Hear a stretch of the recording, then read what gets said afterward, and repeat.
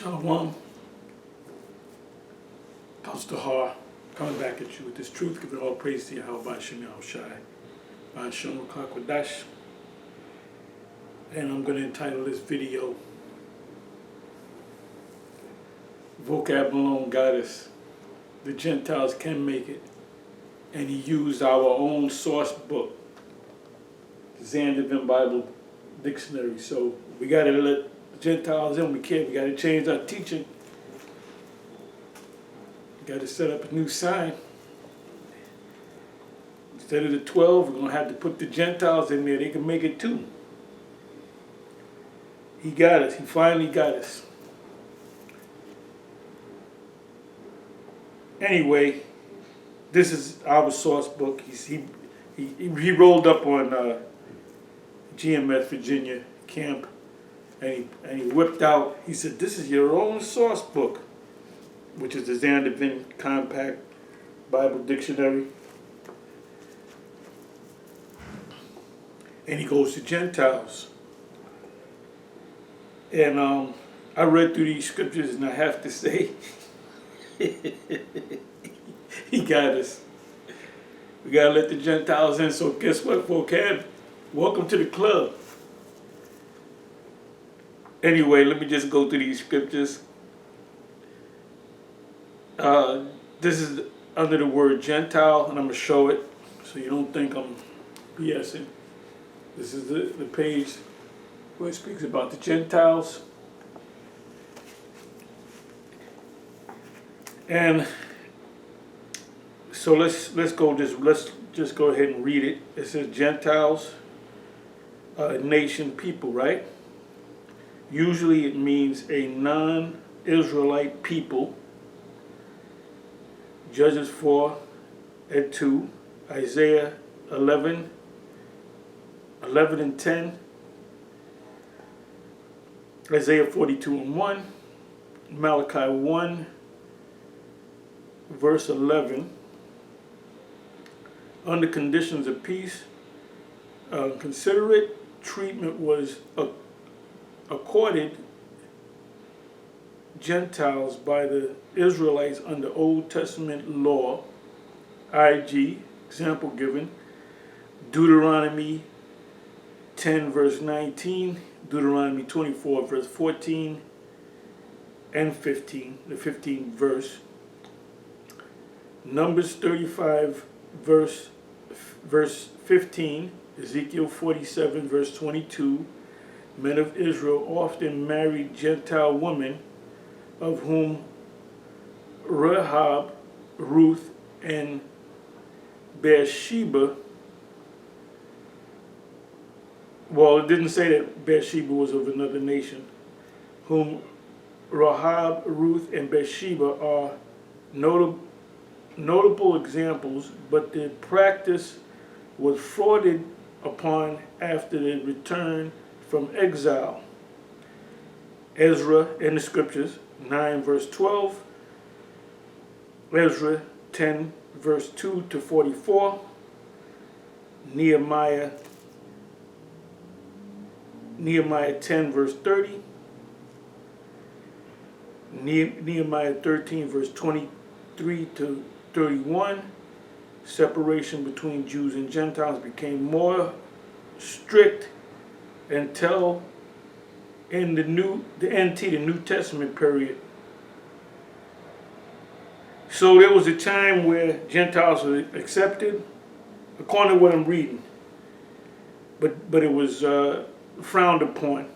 But then in the New Testament, the Lord said, nah, the Gentiles can make it. Even though he made the statement, the first commission that he made, really the Great Commission is found in, first spoken of in Matthew chapter 10, verse 5 and 6. But then in Matthew 28, verse 9, around about the 20th verse, he says, go to all nations. But remember, he told the disciples, don't go among the Gentiles, neither any city of the Samaritans enter ye not. So, as he's speaking from two sides of his mouth, or he met a couple of Gentiles, and he said, you know what, I have a change of heart. Or did the Most High have a change of heart?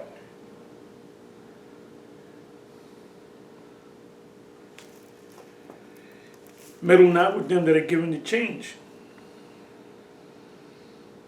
So it says, let me read these precepts again. Ezra 9 verse 12, Ezra 10 verse 2 to 44, Nehemiah 10 verse 30, Nehemiah 13 verse 23 to 31. Separation between Jews and Gentiles became more strict until in the New Testament period the hostility is complete. Persecution embittered the Jews, and he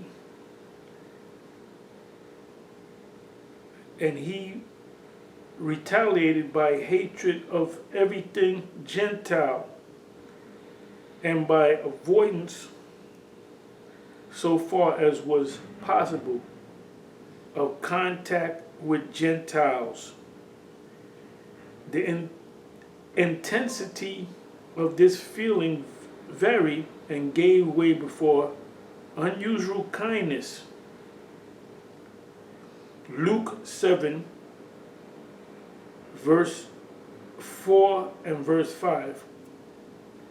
While the teachings of, now it says here Jesus, we know that Jesus doesn't mean anything. It's a two-syllable sound, which is not even English. Well, that's the English way of saying Jesus. There's no such English word for Jesus as a compound word. So let's break the word down. What does sus mean? And what does G mean? But somehow you put those two sounds together and it becomes the English way of saying Jesus. The stupidity of these people. While the teachings of Jesus, I hate even saying that name, but it means nothing. It's just a two-syllable sound. That shows you the level of these Christians. They really don't understand the scriptures. That's why they always taking L's when they, jump up, to get spiritually beat down. It says, while the teachings of the Lord ultimately broke down the middle wall of partition between Jews and Gentiles, as is seen in the writings of Paul, Romans 1 verse 16, 1 Corinthians 1 verse 24, Galatians 3 verse 28. That's a famous one that Vocab uses. Ephesians 2 verse 14, that's another one you can start. You can really read the whole chapter. So you got to break these down, because if we don't break these down correctly, then we're going to have to give it up to my man Vocab Malone. Colossians 3 verse 11, and in Acts, yet the Lord limited his ministry to Jews. So what's going on here? The Lord said don't go to the Gentiles, but then in Matthew 28 he says go to all the nations.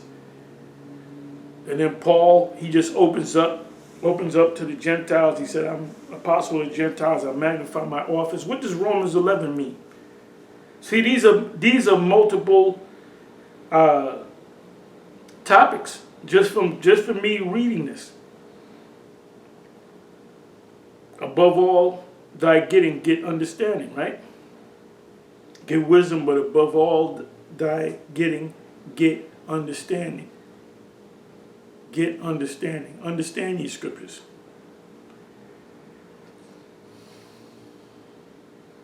It says, yet the Lord limited his ministry to the Jews, with the rare exception, the half-Jewish Samaritan.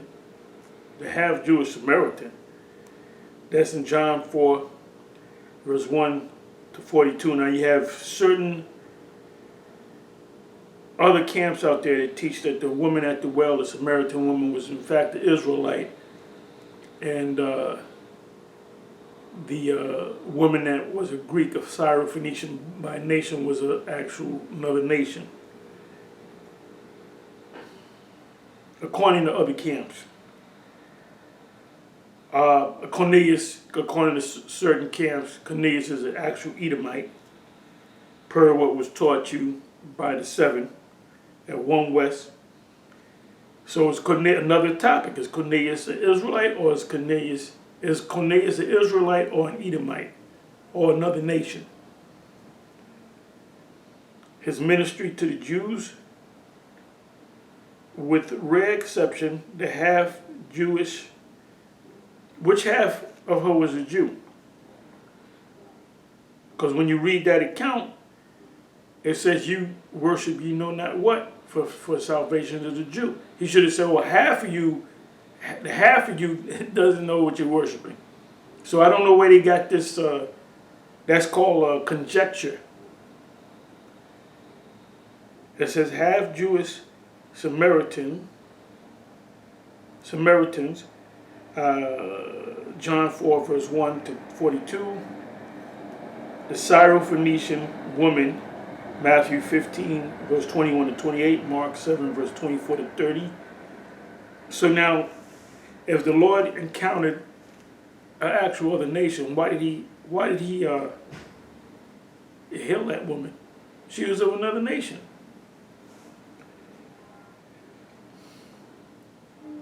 That woman, the Syrophoenician woman, is an Israelite. Else the Lord wouldn't heal her. The centurion, he was an Israelite, because you had Jakes in high positions during the time of the Roman colonization. Okay, it says, so you get a lot of topics out of this.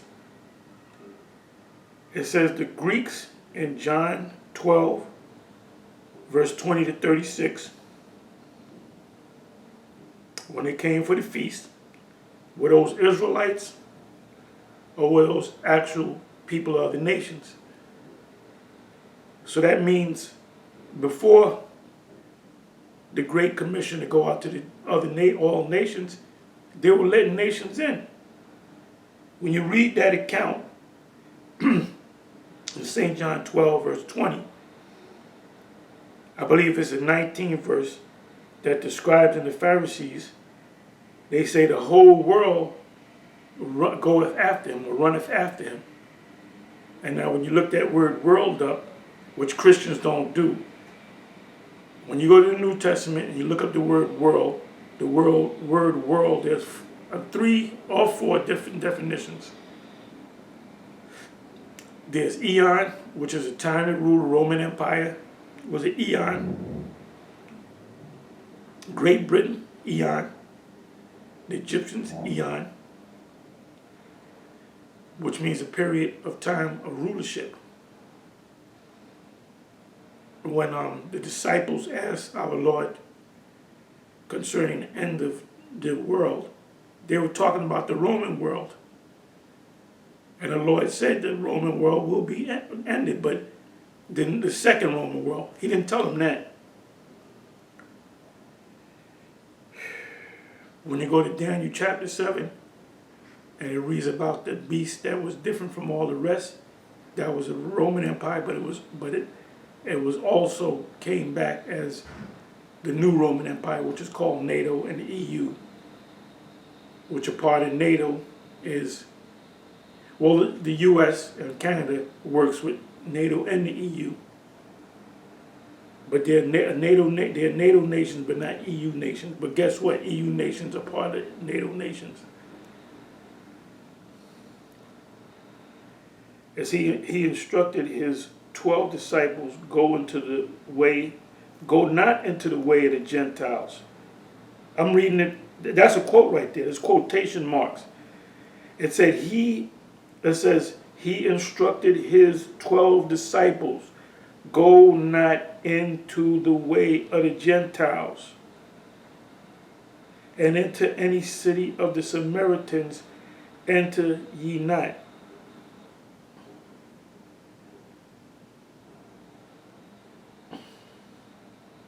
Injunction when he sent out the 70, Luke 12, verse 1 to 6, The Lord, the Lord's mission was first to his own. John 1 and 11. We got to break. That's a topic right there. He came unto his own, but his own did not receive him. What you got to understand is Israel is scattered throughout the world, the planet. The most of the Israelites, or the northern kingdom, which represents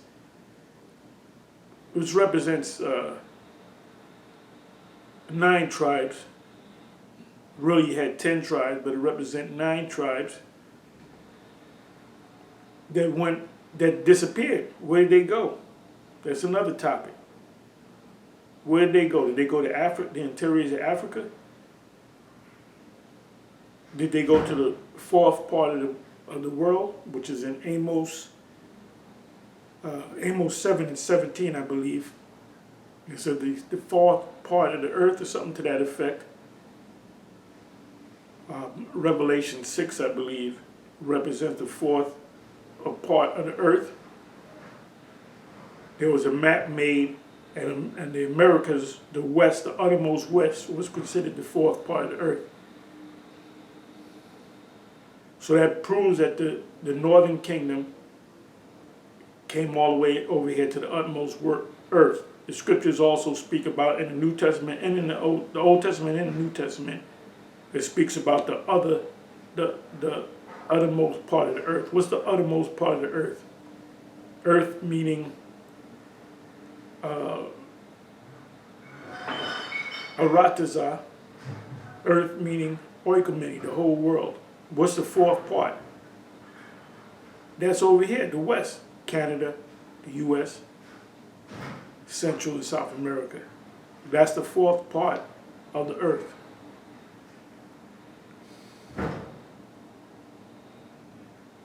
So it says, John 1 and 11, he came unto his own and his own received him not. They don't have the understanding of that.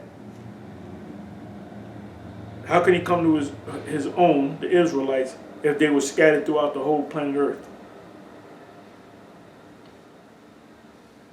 The chosen people of the Most High, but ultimately to as many as received him, which is John 1, verse 12.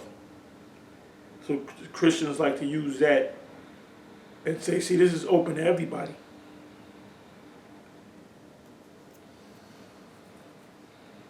In Acts, from the appointment of Paul as the apostle to the Gentiles, what does that really mean? It says 9 to 15. It doesn't give you a scripture. I guess.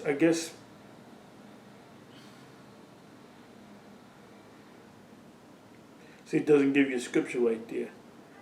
The Gentiles became increasingly prominent. Even the letters addressed particularly to Jewish Christians. Oh, when you go to Acts 6 and 1, I believe the first verse. Yeah, the first verse, Acts 6 and 1. It tells you about the Grecians being neglected.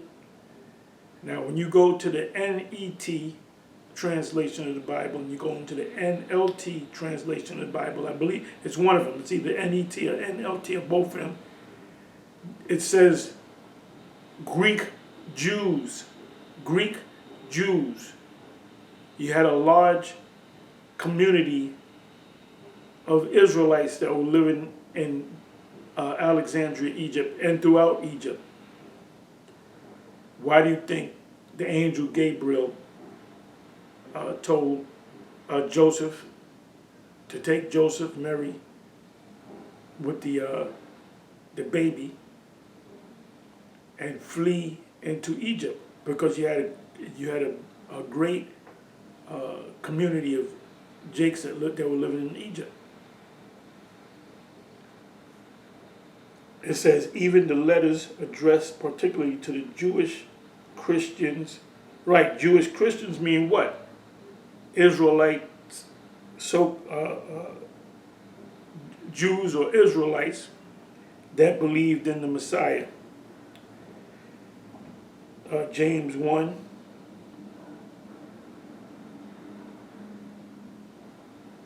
James, 1 Peter, Hebrews, and I give you the verses and the chapters.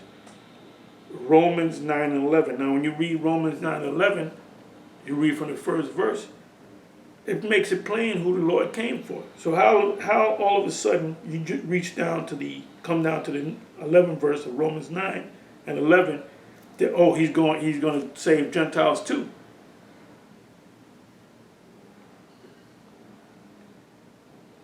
Are relevant to Gentiles also.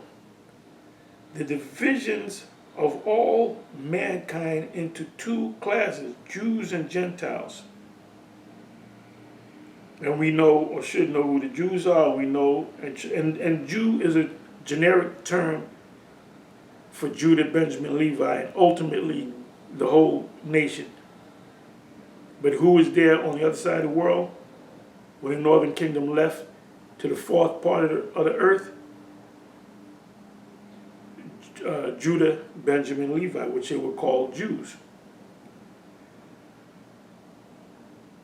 And Gentiles. So who are the Gentiles? Remember, we all came in, so you can understand, I was a Gentile before I became an Israelite, pursuant to 1 Corinthians 12, 1 and 2. This is why you Christians, which you're not even Christians, man. The true Christians are Israelites. Acts 11:26. It says, in Gentile, emphasizes the importance of the Jews as the people through whom the Most High, it says God here, made salvation available to all people. Now it says here, Gentiles, court of the outer part of the temple, which Gentiles might enter. See temple. So let's go to temple. Let's go to temple.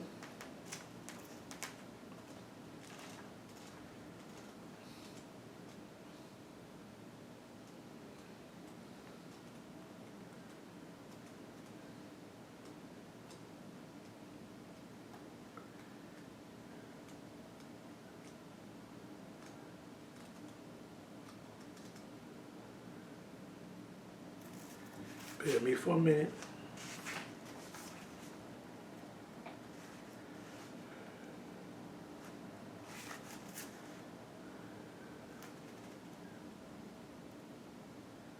Okay, it says a whole lot on the temple.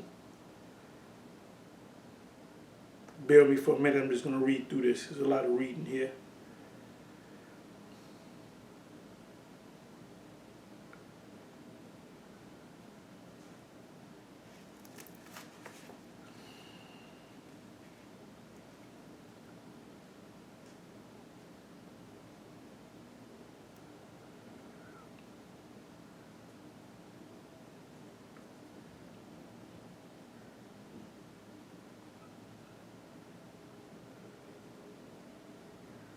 Bear with me.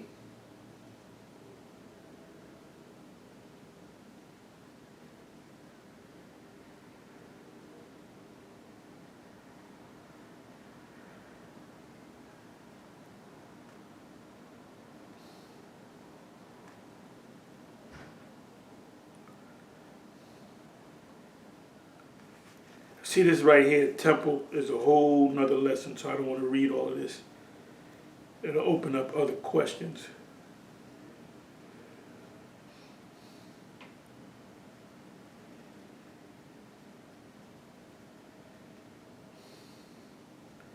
I'm looking for the word Gentiles.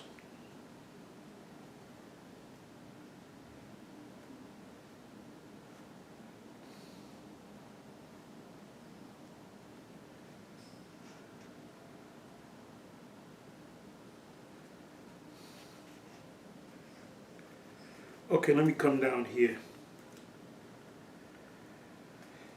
It says,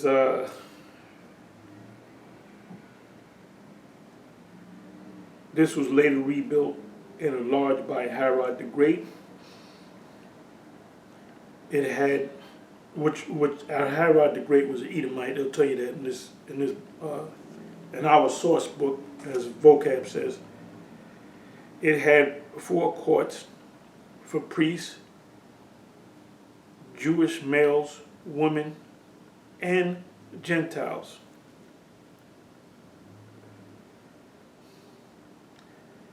Now, in the kingdom, Gentiles will have access to the outer court because they're going to have to worship.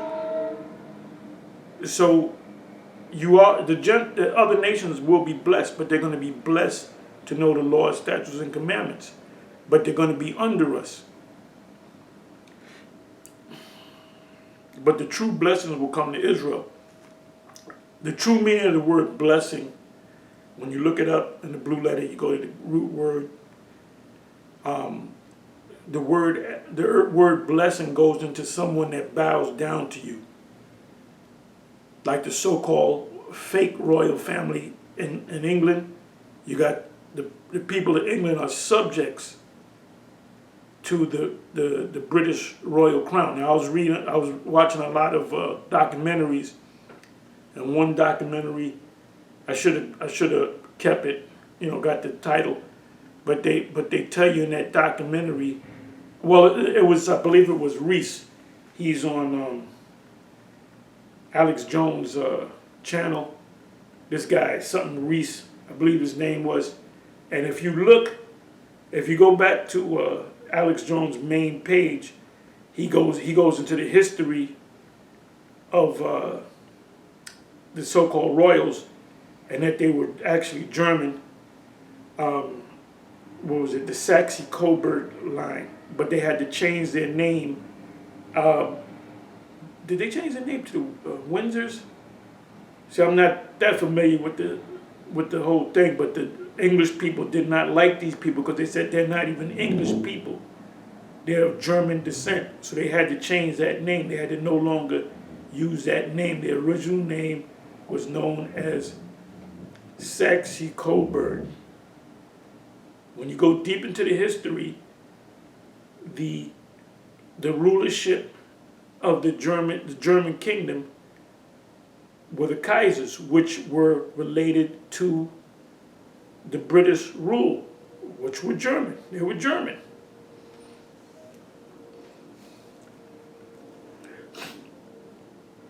It says, so this was later built and enlarged by Herod the Great. It had 4 courts for priests, Jewish males, women, and Gentiles. But now when you read Revelation chapter 11, the first couple of verses, it says that the Gentiles only can go into the outer court. Now there's something that happened in Acts, the 21st chapter, when they wanted to kill Paul, because Paul was bringing the Gentiles into the inner court. Those people that he led into the inner court were not of other nations. They were Israelites that didn't know that they were Israelites coming back into the fold. See, this book is very complicated to the ones of you out there that claim you know this book. It says Herod began to work 20 BC. The temple was burned when Jerusalem fell to the Roman armies in AD 70. And that was a fulfillment of prophecy that the Lord, our Lord, made to the people. When you see the abomination of desolation entering in, meaning going into the temple, taking the temple over, raided the treasury, and said, then flee ye into the mountains. So he wasn't saying that to other nations. He was saying that to the Israelites that heard his words. Anyway, with that, I'm going to say shalom. Now, this topic right here could be broken up. My saying is there are lessons within lessons, right? So there's a lot of lessons you can go by with what I just went through. Anyway, with that, I'm gonna say let me let you get one last look at our source book, as Vocab would say. This is your own source book.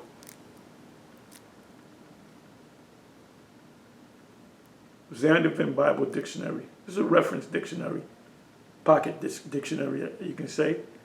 Anyway, with that, I'm going to say shalom.